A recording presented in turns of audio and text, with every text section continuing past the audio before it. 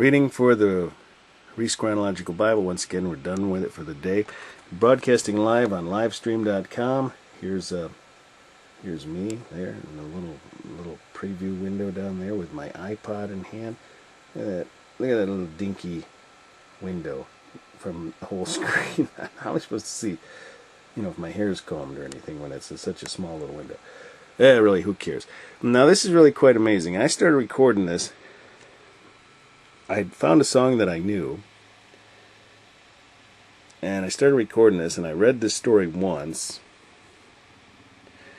and thought it was a goof because, it wasn't the song when I got down to the lyrics that I thought it was, because it was, "Oh, for 1,000 tongues to sing my great Redeemer's praise, the glories of..." But that's not the song it turned out to be after I read the story. So I reset the whole thing, told the folks on live stream that, there had been a follow-up. And I said, well, I'll just start this over again. I prayed aloud and asked the Lord to give me a song. I don't know this song. Maybe I better learn it. Because when I came back in, touched the name off to the side of, you see how many names there are. There's plenty of songs here. This is just one part of the screen even. Look at how many songs there are. And I landed on the exact same song.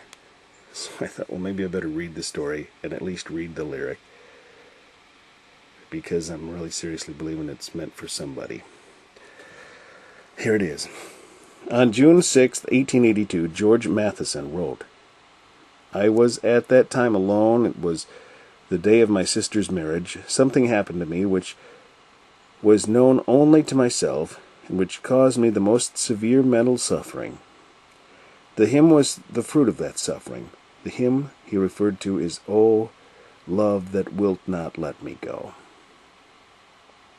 That was the suffering. Or what was the suffering he was experiencing?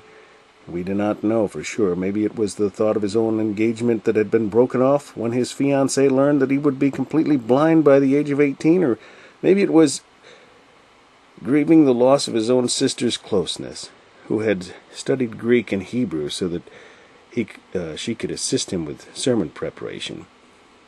Nonetheless, we see that he started to think about the love of God and the cross of Christ, and his thoughts were turned to blazing daylight.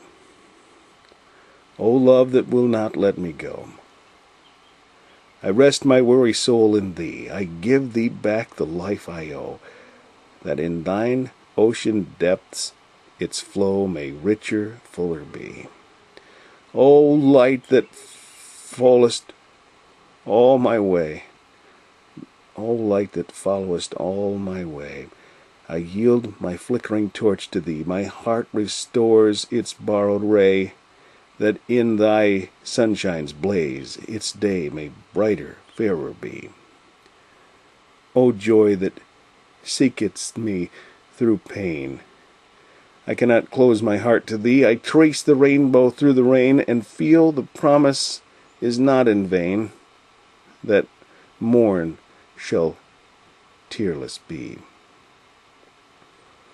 O cross that liftest up my head, I dare not ask to fly from thee. I lay in dust life's glory dead.